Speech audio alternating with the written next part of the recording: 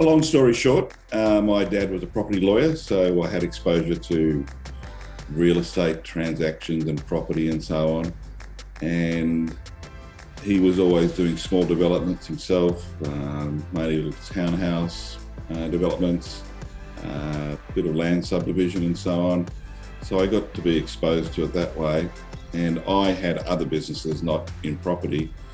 And basically whatever cash flow we had, excess out of those, we turned into small property developments. And we started off ourselves doing small townhouses, putting sites together, sometimes building those sites, other times selling them off. But that really started through Dad. I'm sitting in the common room of my student accommodation business in Newtown. We got lucky after 1,000 phone calls and found this block of dirt. We had it approved through Sydney City Council through a mediation of 34 prior to court. Even though we complied, they don't like to be seen to be approving stuff without a fight. So we got that approved, located a good builder and built it. And, it was, building's got its own challenges again in the inner city, but it's been good. We've probably got the most upmarket boutique student accommodation in Sydney. And as I said before, we've set record rents, so which has been good. So it justified all our planning, and but again, Mr. COVID hit, so it's been an interesting 2 years. Initially, we had the building let within 2 weeks from getting OC or thereabouts in the beginning of last year.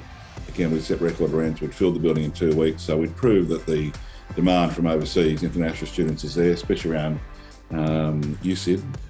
And again, I think at we set record rents, which is great. So we were a rooster back in those days. And that asset class, student accommodation, was the number one asset class everyone was chasing, and we had probably the best rents in Sydney, and so we were looking great. COVID hit. We had a number of students who came in via other countries because the borders came down pretty quick. Some of the kids hadn't got here yet.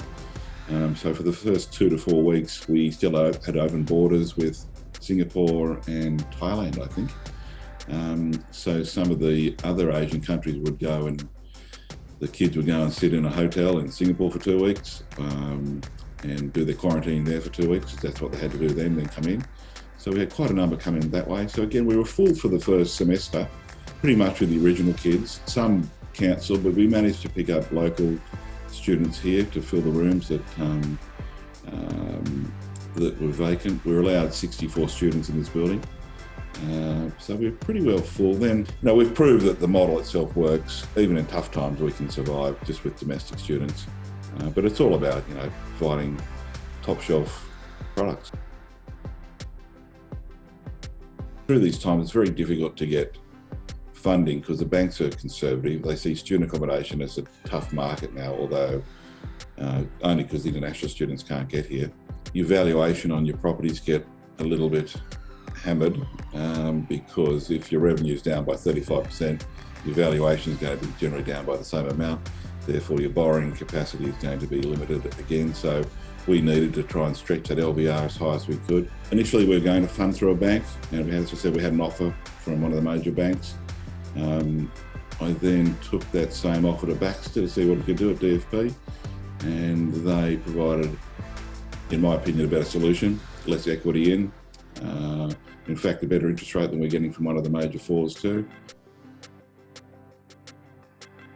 A loan is approximately 10 million. The LVR we've got is 60%, which is good. The banks wouldn't get us near that. The banks were promising that, but not confidently. I didn't think they were going to get to that. Some of them, generally the big banks are about 50%. So again, we're trying to utilise our equity as best possible. The rates we've got are the low twos. We're getting quoted from the banks the high twos.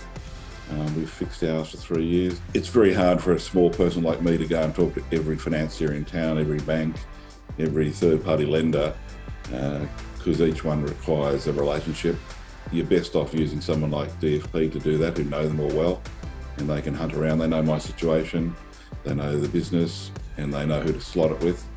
And it's far easier letting someone like DFP, talk to all the people they know well. They've dealt with these characters for years and years and years, So again, the path of least resistance is to go through someone like DFP.